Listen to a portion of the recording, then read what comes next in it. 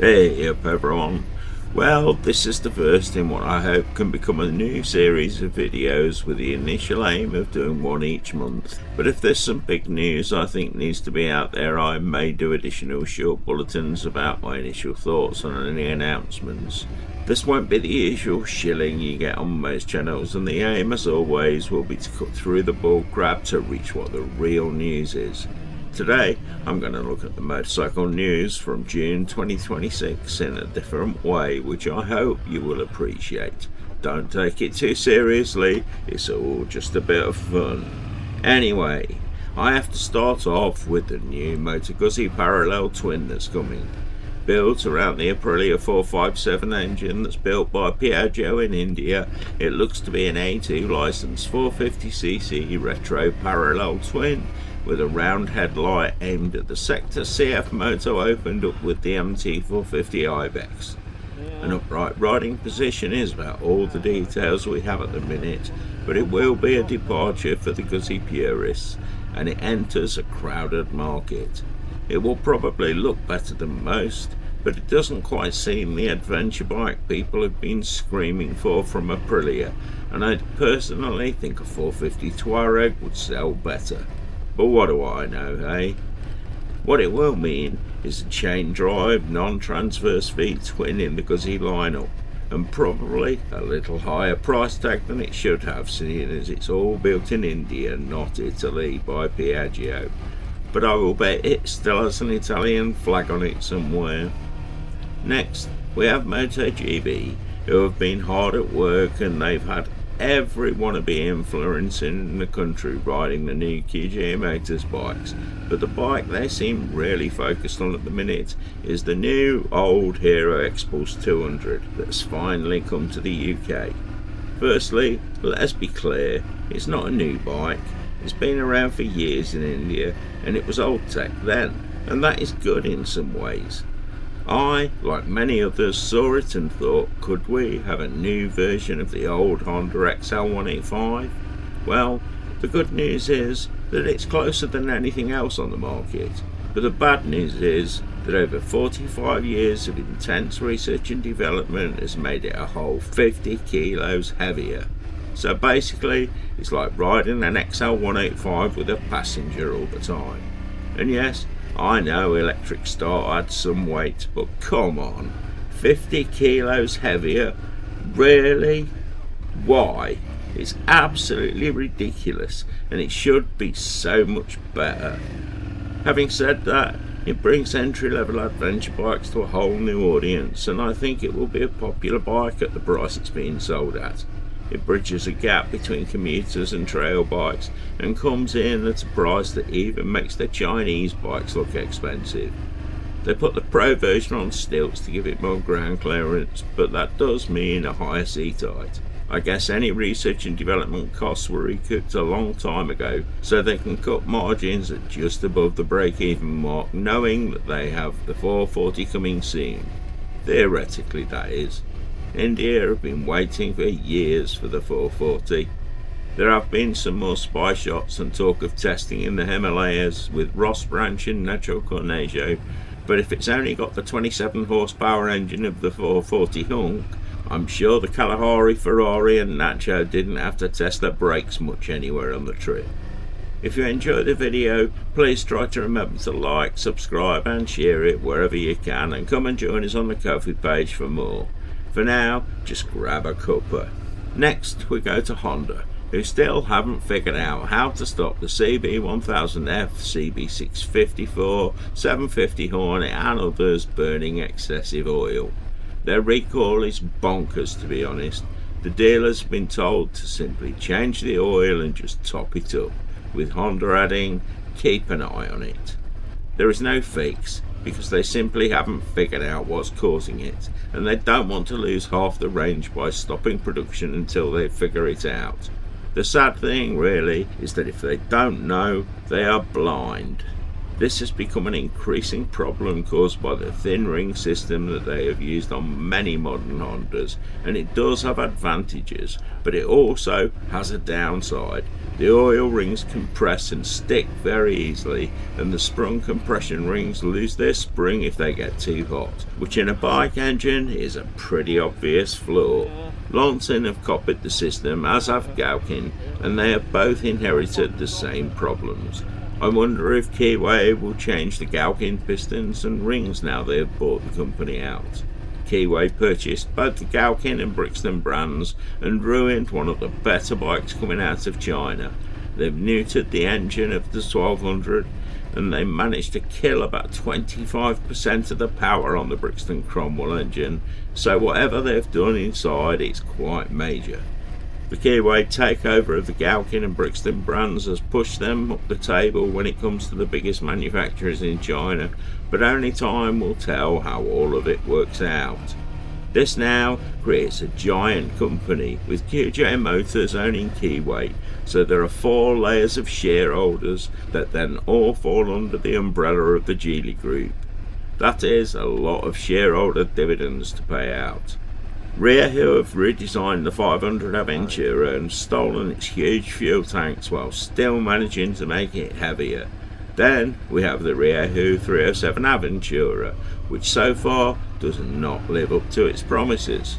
Unless you buy a power-up kit, of course. The aftermarket finished building that setup before Riehu could put one together, but it creates a problem that means in many countries that all the parts will need storing to be refitted every time the relevant testing like our MOT comes around. Without the power-up kit, it's even down on power compared to the Vogue and Honda 300s, and the fueling is a bit pants. In some ways, it's still more of a work in progress than a finished bike, but they are still selling them anyway. Beta still haven't sorted out the fueling on the Beta Alp either, so this is becoming a problem across the industry. Back to the Geely Group, and QJ Motors have increased the production numbers massively with the opening of a new automated factory. Unfortunately, an increase in the number of quality control issues at the new factory has also been evident, so someone hasn't been programming the robots very well. Maybe Elon did it for them. Next, we get into what is obviously becoming a bit of a rivalry within the Chinese companies. ZX Moto and CF Moto are both shooting for the top in racing, and along with the winning ways of ZX Moto in World Supersports, we also now have QJ Motors winning in the World Championships, and that means we have 3 Chinese brands that have stood on the top step of the various podiums this year. ZX Moto in World Supersport, and CF Moto and QJ Motors in Moto 2. China has another new fastest bike too, probably aimed at taking on the World Superbike Championship next year. The CF Moto V4, which even has fully adjustable winglets with smart capable controls. What they will do behind an articulated lorry on a motorway is anyone's guess though. Whether they will stick to the gentleman's agreement on maximum speed or send a full power engine to market is yet to be seen.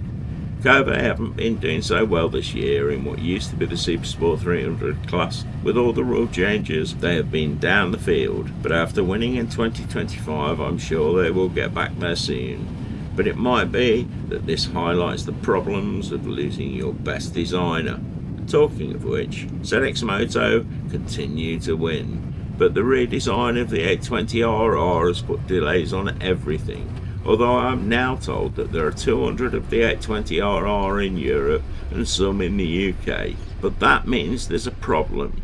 If they're here now, unless the boats they came on were flown over, they left China before the recall and redesign was done, which means the new oil feed pickup and sump pan need swapping in the countries where they are being sold. I'm a bit concerned that the same issue was something that caused some problems with Keyway 300 Jiangxue design too.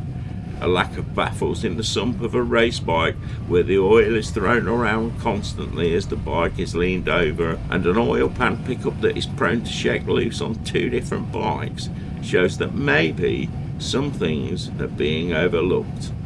CF Moto have also bored out their 450 parallel twin engine and stroked the crank to push capacity up to 550cc, which in theory sounds great. It is the same block as the MT450 and SR450, so the 450s can be converted, but the redesign has left the casings on the barrels very thin in the middle between the two cylinder bores, and when I look at it, I think it's just a bit too thin. Heat dissipation will be atrocious, especially when the water jacket can't run through between the barrels. It means the metal is so thin that the heat build-up could cause all sorts of distortions in the barrels over time, and that is not good. Bender assembly has been put in question too, with a piece of material, presumably a rag, being left inside an engine that was sent out for sale. Surely enough, the engine blew, and the person who stripped it for the first time literally found the shredded up rag inside. They've also put a stupid compressor-driven self-lowering device on the cruiser with the ridiculous back tyre that makes turning in a road pretty much impossible, as you can see in the video, because I met one coming down a lane. Then we got to the combined effect of multiple manufacturers ignoring the market and insisting we should all be riding auto shift gearboxes or electronic clutches that no one wants, and yes, okay, I say no one, which is possibly not right. There may be someone somewhere who likes the idea of not having to ride their bike. In one man's words, BMW have ruined a perfectly good bike and are using buys as beta testers. The BMW auto shift system not only changes gear and engages at the worst times possible, but it doesn't have any sort of parking brake or wheel lock system. So short of never parking anywhere that's not flat, you are stuffed. The bike will roll and you have no way of stopping it. So when you stop, you might as well just lay it down and hope it goes to sleep for a while. Now, let me see, wasn't it in the 70s that Honda worked out that they needed one on their Honda-matics? Just saying. Lansing have been talking seriously about the engineering on their 500cc twin engines that they produce for every man and his dog, and they insist they are all the same, the only difference being with the individual factory's tuning. What they didn't comment on is that why, when they have used expensive NTN main bearings and in many other places throughout the engine, why they chose to put the cheapest, nastiest, uncoated aluminium shells on the crank. They also created a potential air cavity in the oil system that means after any oil change, unless you bleed the oil system, there's a delay in pumping the oil around, so internal scoring has become problematic on both cam bridges and main bearings. Just a small oversight. They did the same thing with the 525 engine crankshells too, although it looks like the latest batch do have copper-based shells being installed, so there is hope. This is another one that makes my blood boil though. The original 500 was actually a 470cc engine. Just like the Kawasaki KLE, it really is a 450. Calling a 470 engine a 500 is stretching it a bit, but I guess calling it a 500 is just about okay. Then, when the newer engine is still only 490cc, they go and call it a 525. Why? It isn't. I wish manufacturers would just say it how it is instead of trying to make it sound like everything is something that it's not. Even Lansing's newest 625 engine is only actually 580cc, so a 600 at best, not a 650. Triumph and BMW have been playing the same game for years now, and it's just getting stupid. Honestly, I'm not sure who I am most angry at, the manufacturers for doing it, or the people stupid enough to fall for it. I'm starting to think that there is just no hope for some people. If there are any questions on specific bikes in the news you want me to mention, just let me know in the comments, and if you appreciate what I do and want to help me stay truly independent, go and visit the website for the best Biker t-shirts you can find. There are hundreds of original designs on premium quality t-shirts, mugs, neck gaiters and more. all available worldwide. Links to the main website and the Redbubble shop are in the description. Join us on the Ko-fi link in the description too. You will see more videos there, and you can buy me a coffee or become one of the full-time members. I'm contemplating doing a questions and answers live stream at some point too, so let me know if you would be interested in that and what sort of questions you want me to answer. Don't forget, we're on Rumble and there is a backup channel on here too. There is some great content there that I just can't share on the main channel. Have a great week, and always remember, keep your spanners close and your keys even closer. Ride free, everyone!